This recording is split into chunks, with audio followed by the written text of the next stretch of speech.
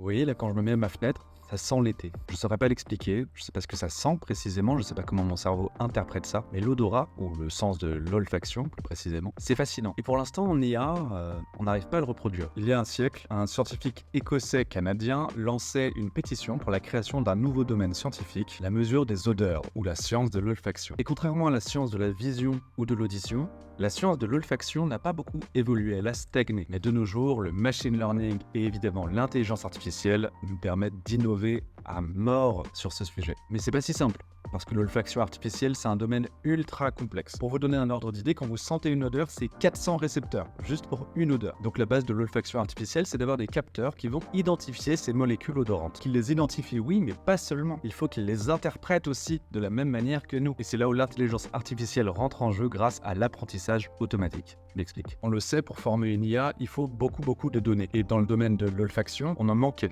beaucoup. On pouvait avoir des interprétations simples, par exemple comme la vanille peut être associée à un dessert, sans arriver à le faire comprendre. Mais ça n'était pas très précis. En plus de ça, quand on demande à des humains de décrire des odeurs, c'est généralement beaucoup moins précis qu'une vision ou qu'un son. Du coup, on manquait de données pour entraîner l'IA et elle était ultra basique, elle servait pas à grand chose. Mais en 2015, tout a changé. En 2015, donc, il y a eu une compétition qui s'appelle la Dream Olfaction Prediction Challenge. En gros, c'est une compétition d'intelligence artificielle dédiée à l'olfaction, évidemment. Et les modèles d'IA devaient décrire des descriptifs olfactifs selon les molécules qu'on leur donnait. Par exemple, sucré, salé, fleur. Oui, amer. Et pour faire court, un modèle d'IA s'est hissé tout en haut de la compétition, premier, loin devant. Et je vais pas vous parler en détail ou en technique de cette compétition ou de ce modèle, mais ce qu'il faut comprendre, c'est que ça a vachement redynamisé le secteur. Et c'est pas tout. En 2018, le projet Peerfume a rendu accessible des milliers de nouvelles molécules, accessibles pour les chercheurs et donc pour les modèles d'intelligence artificielle qui peuvent apprendre tout ça. Cette même année, une équipe de chercheurs de Google Research ont mis au point une nouvelle technique, un modèle d'IA extrêmement avancé et très fort pour classifier et identifier les odeurs. D'ailleurs, le chef de cette étude, Alexander Witchko, j'espère que je prononce bien son nom, a monté sa propre boîte depuis. Elle s'appelle Osmo et son but c'est de donner aux ordinateurs un sens de l'odorat. Au moins c'est clair. Encore une fois, je n'aime pas vous parler technique dans mes vidéos, mais plutôt enthousiasme et optimisme à ces sujets. Et quand on voit le désespoir des gens qui, pendant la période du Covid, ont perdu